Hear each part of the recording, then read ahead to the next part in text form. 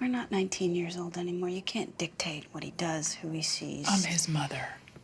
And until I am dead and cold, I am going to do anything I have to do to protect him.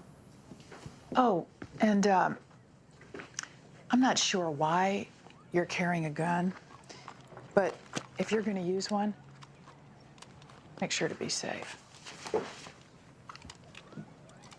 No serial numbers.